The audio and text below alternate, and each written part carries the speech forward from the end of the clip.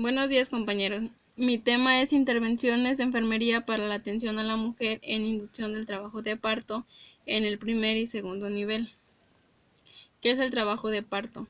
Es el conjunto de fenómenos activos y pasivos que permiten la expulsión por vía vaginal del feto a las 22 semanas o más, incluyendo la placenta y sus anexos. Este se divide en 3 periodos. El primero es la dilatación, el segundo la expulsión y el tercero el alumbramiento. La dilatación es de 7 a 12 horas, la expulsión de 20 a 50 minutos y el alumbramiento de 15. Para esto tenemos que llevar un control prenatal, que es el conjunto de acciones asistenciales que se concretan en entrevistas o visitas programadas con el equipo de salud y la embarazada, a fin de controlar la evaluación del embarazo y la obtención adecuada para la preparación del parto y la crianza del recién nacido. Con la atención prenatal se persigue la detección de enfermedades maternas, la prevención, diagnóstico y tratamiento de las complicaciones del embarazo, la vigilancia del crecimiento y vitalidad fetal, la disminución de molestias y síntomas menores asociados al embarazo, la preparación psicofísica para el nacimiento, la administración de contenidos educativos para la salud, la familia y el recién nacido. En la atención primaria se hace la captación de la mujer embarazada, atención del embarazo normal, detección del riesgo gestacional y derivación de atención especializada, educación sanitaria maternal y asistencia al puerperio extrahospitalario. En la atención especializada realizan la valoración y el seguimiento del embarazo de riesgo, hospitalización del embarazo de riesgo, interconsultas ante situaciones de duda diagnóstica o evolutiva, controles ecográficos, técnica de diagnóstico prenatal, control del embarazo que supere las 40 semanas y asistencia al parto y al puerperio inmediato. Para esto se realiza un esquema de visitas de atención prenatal y se propone un esquema de entre 4 y 6 visitas atendiendo a las normativas nacionales e internacionales. La primera consulta prenatal debe realizarse lo más precozmente posible y preferiblemente de forma conjunta por el médico y el obstetra. Posteriormente, 2 visitas en el segundo trimestre y 3 en el tercero. Si la gestante no tuvo el parto a las 40 semanas, será derivada al hospital de maternidad. La duración aproximada de las visitas será entre 30 y 40 minutos para la primera y de 20 minutos para las siguientes. Las visitas se realizan en la primera antes de las 12 semanas, la segunda de 12 a 20, la tercera de 22 a 24, la cuarta de 27 a 29, la quinta de 33 a 35 y la sexta de 38 a 40 semanas. Las actividades que realiza el personal de enfermería en el primer nivel es identificar al 100% las embarazadas de su comunidad, educar a la embarazada, familia y comunidad sobre la importancia del control prenatal, orientar sobre el parto, puerperio, promoción de lactancia materna, identificar a las embarazadas con factores de riesgo y verificar la suplementación con hierro, ácido fólico y calcio para todas las embarazadas. El esquema de manejo de las visitas obstétricas. La primera visita, su objetivo es llenar la historia clínica prenatal básica, examinar si presenta signos de anemia severa, registrar el peso y la altura, medir la presión sanguínea y auscultar tórax y corazón. Las visitas sucesivas prenatales posteriores es confirmar la buena evolución del embarazo, ofrecer apoyo emocional y detectar cualquier complicación o situación de riesgo que no se haya puesto de manifiesto en la primera visita. Las intervenciones que realiza el personal de enfermería es siempre volver a investigar factores de riesgo, evaluación social y signos de alarma, como la pérdida de sangre por vagina, pérdida de líquidos, cefalea, visión borrosa, pérdida de conciencia o convulsiones, fiebre, dificultad respiratoria, dolor abdominal, edema o síntomas de infección urinaria. La atención del trabajo de parto en el segundo nivel, de acuerdo con la Federación Internacional de Ginecología y Obstetricia, podemos clasificar el parto por la edad gestacional: inmaduro de las 20 a las 27 semanas de gestación, pretérmino de las 28 a las 37 semanas, de término de las 38 a las 42 semanas y posttérmino a partir de las 42 semanas de gestación. La duración total del trabajo de parto es muy variable. El promedio en nulíparas es de 12 a 20 horas, mientras que en multíparas de 6 a 12 horas. Es importante hacer un diagnóstico certero de trabajo de parto verdadero y diferenciarlo de uno falso. El diagnóstico de trabajo se hace teniendo contracciones regulares y efectivas que provoquen cambios cervicales, como es la dilatación y el borramiento. En los pacientes con el trabajo de parto verdadero es necesario establecer el momento adecuado para la admisión hospitalaria de la paciente, para lo que contamos con los siguientes criterios: contracciones uterinas regulares, dolor abdominal en hipogastrio y cambios cervicales. Las pacientes que son ingresadas antes de lo debido sufren mayormente intervencionismos, lo cual se puede asociar con distocias, edema de tejido blando por tactos múltiples, cesáreas, etc. Una vez que decidimos admitir a esta paciente, debemos de realizar su historia clínica, establecer su diagnóstico, el plan de manejo, solicitar consentimiento informado de hospitalización, abrir un partograma y vigilar de forma estrecha los signos vitales maternos y fetales.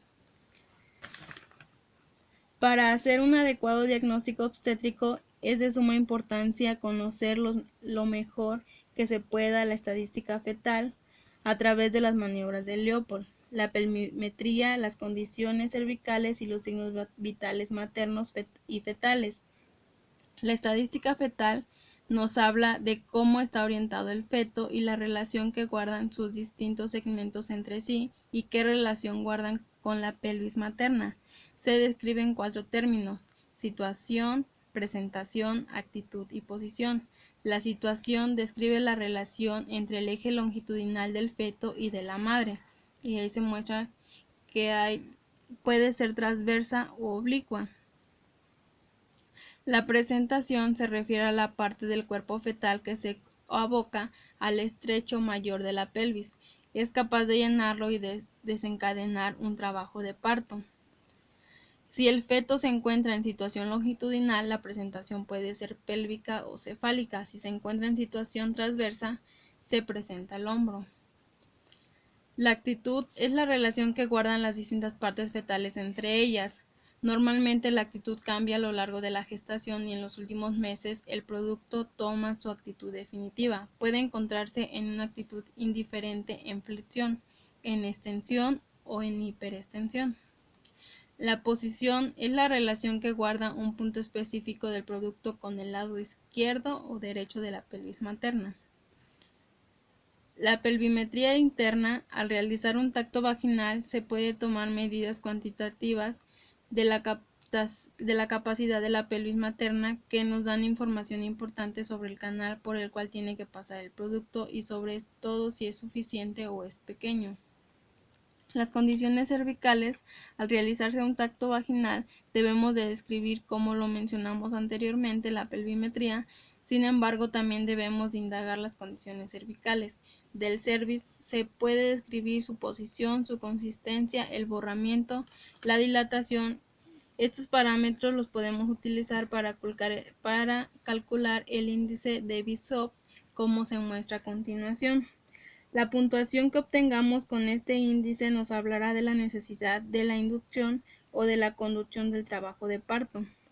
Un Bishop menor de 6 es favorable para inducir y conducir el trabajo de parto. Un Bishop mayor. Si es menor a este, es necesario madurar el cervix antes de inducirlo.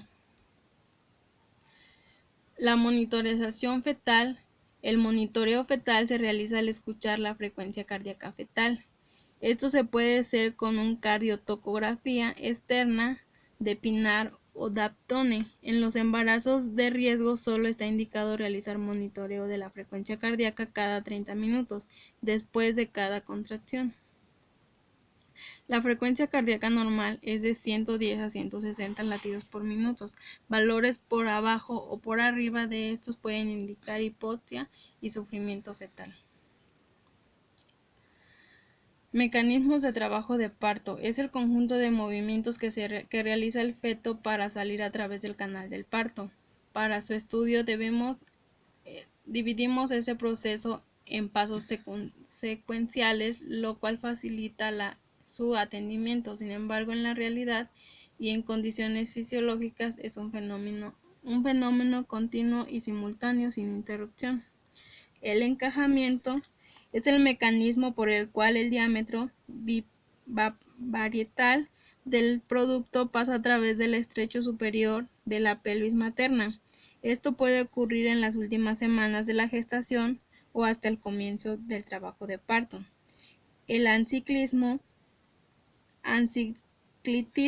es el paso que conviene recordar que la sutura sagital debería de encontrarse potencialmente sinclítica, es decir, se deberá encontrar en las líneas medias entre la sínfisis del pubis y el sacro. El descenso, ocurre a lo largo del canal del parto en nulíparas, es subsecuente al encajamiento y en las multíparas puede ser simultáneo a este. Depende de 4 fuerzas: la presión del líquido amniótico, presión del fondo uterino sobre la pelvis en las contracciones, esfuerzo de pujo de la madre y la extensión y flexión del cuerpo fetal. La flexión y la rotación interna. La flexión es el producto que se encuentra descendiendo y tan pronto como se encuentran algunas resistencias ofrecidas por el cuerpo de la madre. La rotación interna es el evento que ocurre al girar la cabeza fetal en el interior de la pelvis. El occipucio se va moviendo hacia la sínfisis del pubis o hacia la cavidad del sacro, tratando de regresar a la posición original. Las etapas durante el trabajo de parto. El primer periodo, que es el periodo de la dilatación, corresponde al momento en el que se le dan los cambios cervicales. Inician con las contracciones uterinas efectivas y termina cuando la paciente se encuentra con una dilatación de 10 centímetros. Este periodo se divide en 2 fases.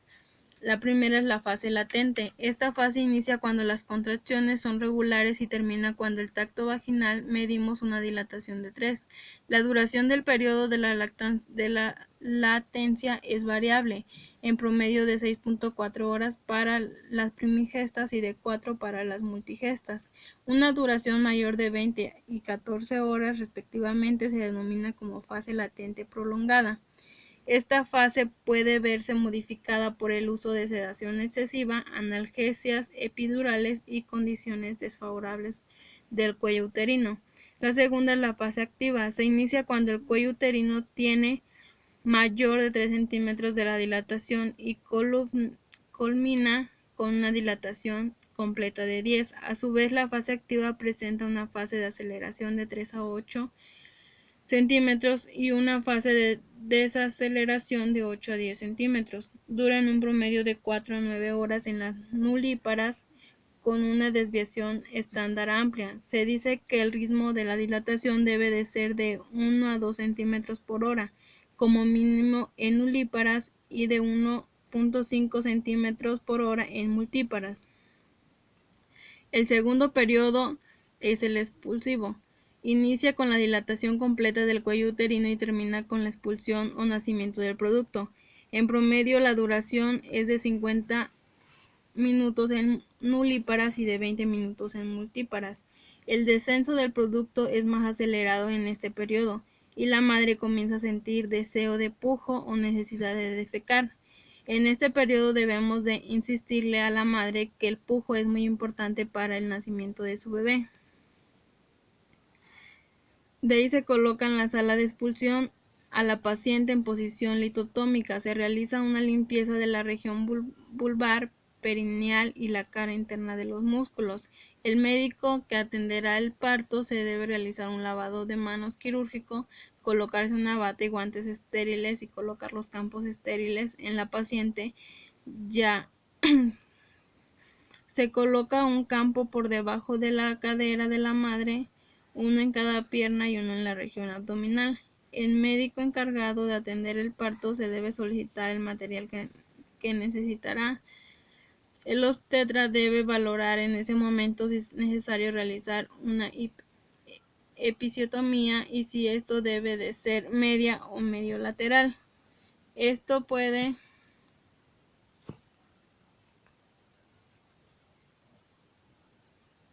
Esto debe ser individualizado para cada paciente y no debe ser una práctica sistemática.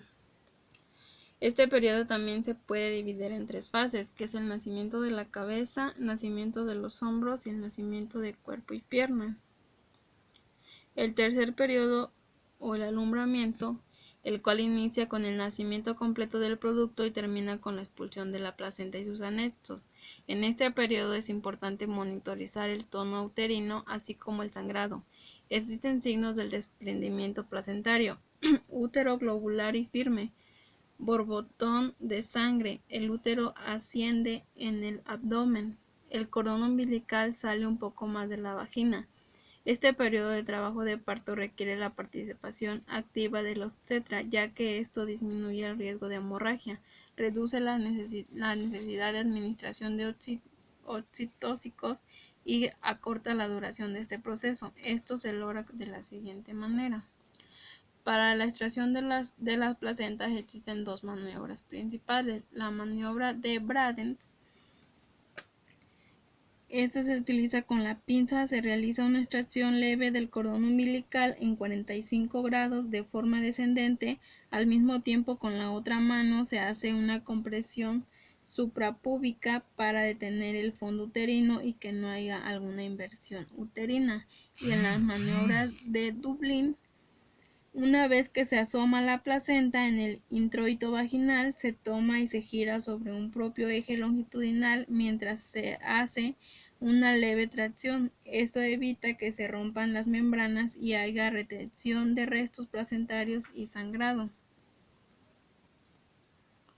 Existen 2 tipos de alumbramiento. El de es el más frecuente y ocurre por un desprendimiento central de la placenta con formación de hematoma retroplacentario.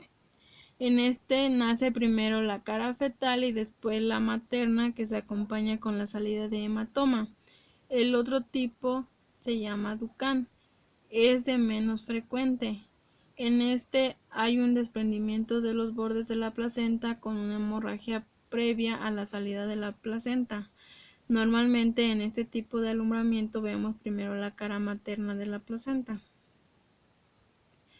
La episorrafia es la reparación de la episiotomía. Se realiza hasta después de la expulsión de la placenta. Hay varias técnicas para cerrar una incisión de episiotomía,